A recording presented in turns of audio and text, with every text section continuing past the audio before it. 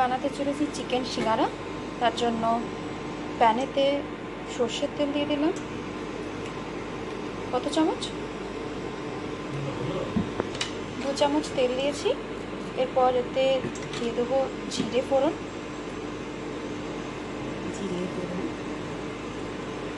এবার একটু নাড়াচাড়া করে নিয়ে কাঁচা লঙ্কা, এর মধ্যে কাঁচা লঙ্কা কুচি আর পেঁয়াজ ছোট ছোট করে কাটা, ভালো করে নাড়াচাড়া করে নেব।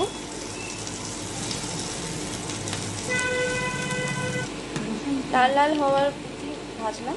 তারপরে মধ্যে দিচ্ছি আদা রসুন বাটা 2 চামচ। তারপর ভালো করে নাড়াচাড়া করে নেব। দিয়ে দিচ্ছি হলুদ গুঁড়ো,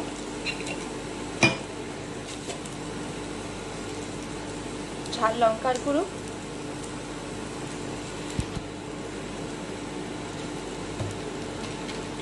ধনে গুঁড়ো,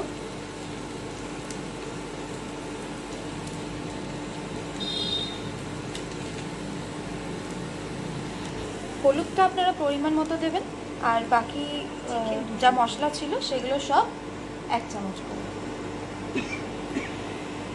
এবার চিকেন ছোটো ছোটো করে কাটা, তো আমরা চিকেন ব্রেস্ট পিস নিয়েছি।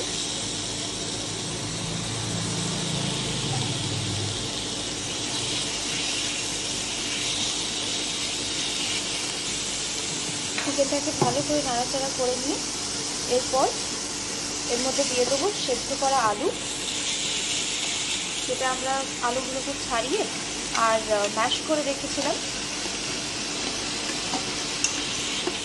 এবার আলুটাকে ভালো করে মশলার সাথে মাখিয়ে নেব।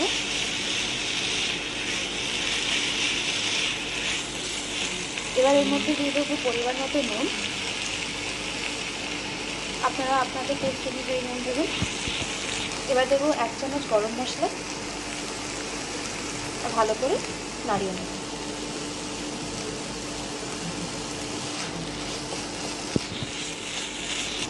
এবার এর মধ্যে কুচনো ধনে পাতা দিয়ে দেবো।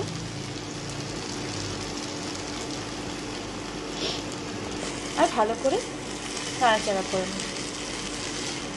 যতক্ষণ না মশলার কাঁচা গন্ধ উঠে যাচ্ছে ততক্ষণ অবধি নাড়াচাড়া করতে হবে। এবারে পুরটা হয়ে গেছে রেডি। পুর রেডি হয়ে গেছে। এবারে আমরা সিঙ্গারার মধ্যে পুরটা ভরবো। তা মা আটা মেখে নিয়েছিল। কত গ্রাম ময়দা দিয়েছিল মা? 200 ময়দা। তার মধ্যে তেল, নুন স্বাদ মতো, আর জোয়ান দিয়ে ঘি আর জোয়ান দিয়ে এটা ময়দাটা মা মেখেছিল। এখন এটাকে মুড়ে এর মধ্যে পুর ভরে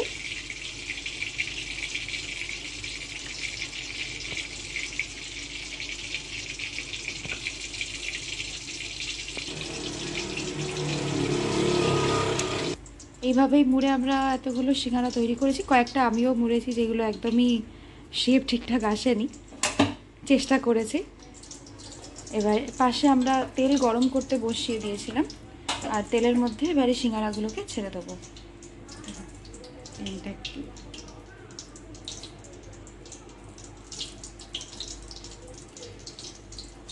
লো ফ্লেম রাখতে হবে। আচ্ছা, ছাড়ার সময় লো ফ্লেমে রাখবেন যাতে ময়দা কাঁচা না থাকে, আর গোল্ডেন ব্রাউন হওয়া অবধি ভাজতে হবে। আস্তে আস্তে আমরা ছেড়ে দেবো। মাঝে মাঝে এটাকে আমরা একটু নাড়িয়ে দেবো যাতে পুড়ে না যায়। এবার এগুলো হয়ে গেছে, সিঙ্গারাগুলো তুলে নেবো।